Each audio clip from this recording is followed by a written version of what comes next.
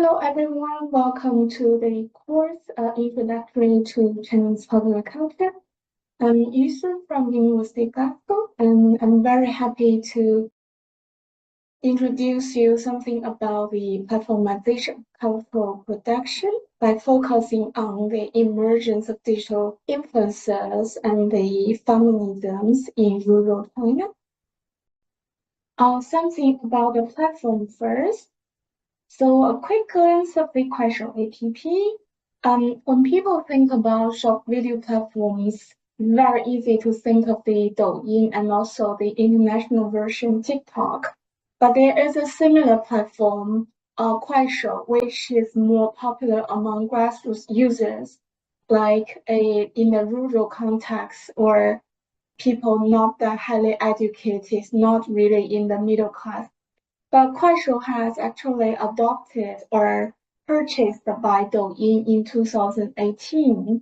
Well, then, as you can imagine, as part of these short video platforms, Kuaishou is actually counting a big share of the domestic market for the digital platform. As you can see here, there are two examples of the beauty influencers from social media platform Kuaishou as a type of post-feminist culture. So as you can see from figure 1 and figure 2, there is some visual representation of rurality demonstrated by the short videos produced by the rural women Tianyi and Xinran. So the first figure here shows Tianyi standing in the kitchen and preparing for dinner, cutting vegetables, while then the bright and contrasting color of her blouses are actually associated with the rural aesthetic in China. And then if we watch carefully, we see that she has lost a few teeth already. Well, then she's quite busy with the domestic labor. But the physical setting and then the objects can lend some rural identity. While similarly, figure 2 presents the rural space. As you can see, Xinran is standing in a messy yard and carrying a really heavy basin of corns. She's also very busy with the agricultural labor, but wearing very plain clothes and then looks a little bit tired. Well, that's the image they constructed in the by sharing their daily life. We actually can observe the authentic reality or the reality of rural life. Well, then, if we look at figure 3 and figure 4, they are still Tianyi and Xinran. It's difficult for us to imagine they're still the same person because they look completely different. Well, in figure 3 and figure 4, both Tianyi and Xinran are transformed to a glamorous look. They wear fashion clothes and luxury jewelries, and also the hair is styled. Meanwhile, of course, the Kuaishou app, the platform, use the filter, helping them to beautify or to shape their outlook a bit. This is really quite different image because they suddenly, they construct an image of physical attractiveness and also looking confident, independent. And if we don't really know that they are from the rural families, we probably cannot tell they are actually rural women. This actually shows the kind of transition or the transformation from of the rural women from the traditional image within families to kind of women running this type of beauty influencer business on the social media platform.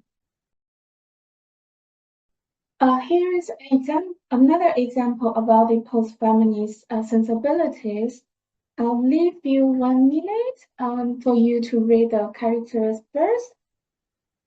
Well, as you can see from the text, there are two types of discourses here. One type of discourse is really highlight or is kind of praising the economic independence and making a living by themselves. If we look at the comment or the speech from the wife, in the end, she's actually also emphasizing the importance of the traditional family to her. So we actually observe some paradox or some ambiguity in the women's discourses. So on one hand, they really like or kind of encouraging this economic independence, but on the same time, they were emphasizing how the economic independence should be contributing to maintain a traditional family life. It's quite of a little bit weird here that the economic independence does not really lead to the claims of equal gender relations or balance the share of domestic labor, but rather than really kind of putting more pressure on rural women to be successful, but at the same time to take care of the family. So here we can observe the ambiguity in the daily discourses of the rural women, especially the beauty influencers. On one hand, they enjoy the economic independence, but they were not really challenging the unbalanced division of labor in the patriarchal marriage. Well, then they were really kind of transforming that economic success into resilience of the traditional family life. It's kind of using that economic success to reduce the risks of divorce, or it's more reinforcing the traditional gender roles. But at the same time, if we look at how much more rural women have to bear, I mean, more efforts are needed to maintain this type of superwoman or happy woman family life within the context of rural China.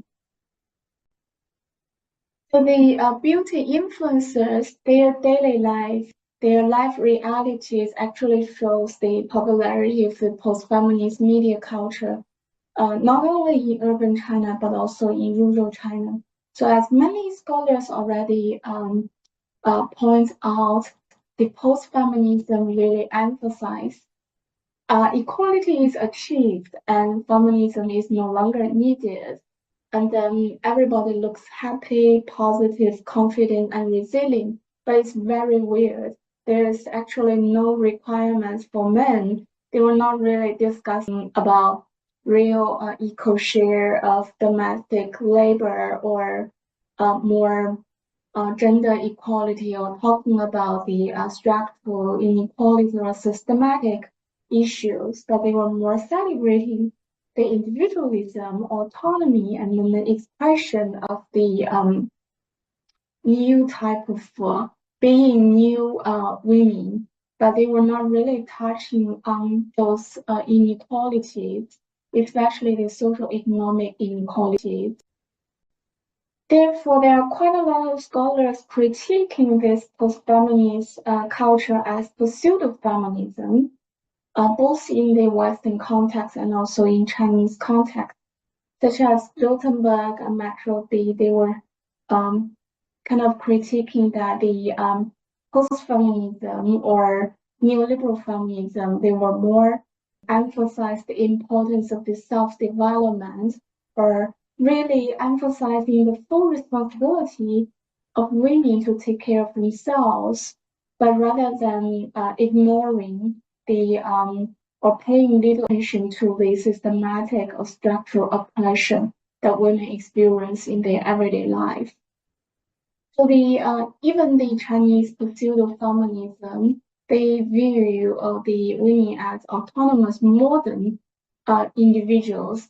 At the same time, they were not really talking about a rights issue or equality. They were rather putting more pressure on women, or it's kind of more demands for women to maintain the traditional gender role at the same time to be successful economically and also to be physically active.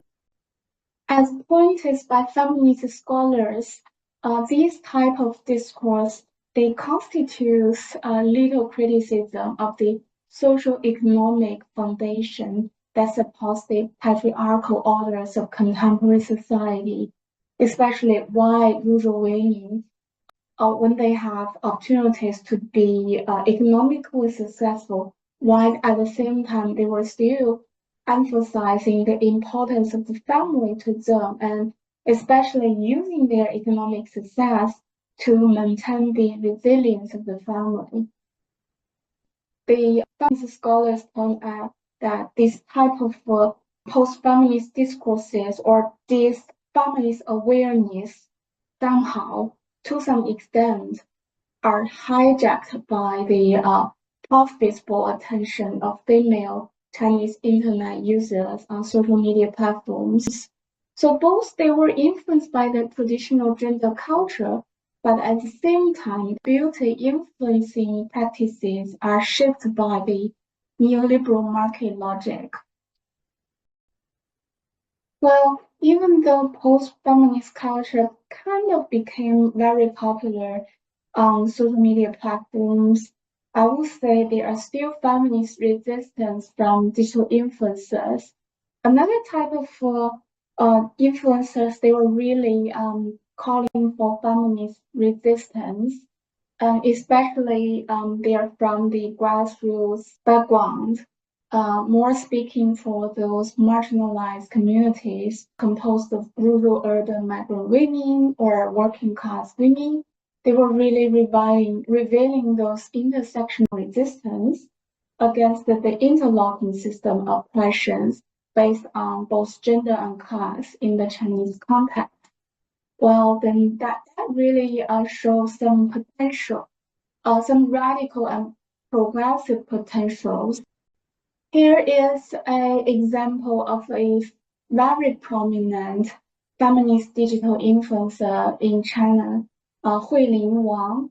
Her nickname on her social media platforms is Lemon Peter and Photat. So Huiling Wang is actually grown up as a rural urban migrant woman. Well, she's very familiar with the rural life background and then how she grew up as a little girl into a teenager and then a young woman in the rural background. But at the same time, she got chances to work in big cities as rural urban migrant women. Well, then all her life experiences contributed to her own reflections on the struggles that grassroots women or the marginalized women face in their daily life. I would say her short video is more radically revealing the structural inequalities, the different layers of structural inequalities that rural women face in their daily life. Then later, her textual content has been collected into a book, which became a big sale in the Chinese book market called 基层女性, to translate into underclass women, showing a type of feminism from the margin, where the authors are happy to talk about the problems or the struggles, the issues, the inequalities, and then seeking chances to resist against those interlocked systems of oppression.